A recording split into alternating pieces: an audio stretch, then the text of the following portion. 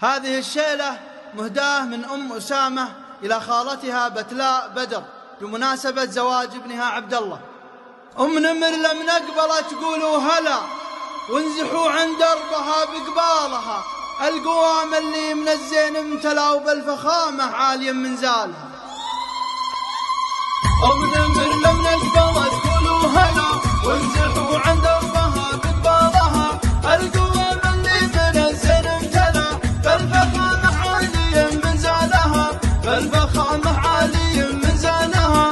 بتلاء بدر أم الحلا واخت الحلا يسعد أم أيامها وليالها، نور بدر في تمامه لاعتلى من تحدها تدهور حالها، من تحدها تدهور حالها. بنت الشيخ مركزه بالاولى في فعول الطيب نالت زانها، العطاوي بدر بالمجد اعتلى هيبة ملوك الربيع شانها، هيبة ملوك الربيع شانها. في حفل عبد الله ابنك يا الغلا بنتك اهدت لك جميل ابياتها، ام اسامه ما سالت مع من سلا والمدايح تفخر منا لها، والمدايح تفخر منا لها. افتخر في خالتي بين الملا يوم مجدها بطيب افعالها، يا ورود الحفل يا ايام الغلا تلزن الساحه لها ومن شانها، تلزن الساحه لها ومن شانها.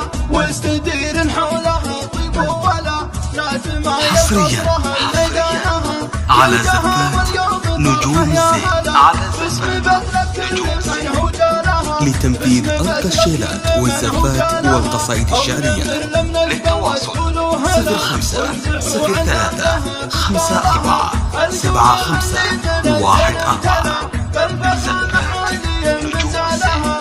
بالفخامة عاليا من زانها، بتلاء بدر أم الحلا واخت الحلا يسعد أم أيامها وليالها، نور بدر في تمامه لاعتلى من تحدها تدهور حالها، من تحدها تدهور حالها. بنت الشيخ مركزه بالاولى في فعول الطيب نالت زالها، العطاوي بدر بالمجد اعتلى هيبة ملوك الربيع شانها، هيبة ملوك الربيع شانها. في حفل عبد الله ابنك يا الغلا بنتك اهدت لك جميل ابياتها، ام اسامه ما سالت مع من سلا والمدايح تفخر منا لها، والمدايح تفخر منا لها. افتخر في خالتي بين الملا يوم مجدها بطيب افعالها، يا ورود الحفل يا ايام الغلا تلزن الساحه لها ومن شانها،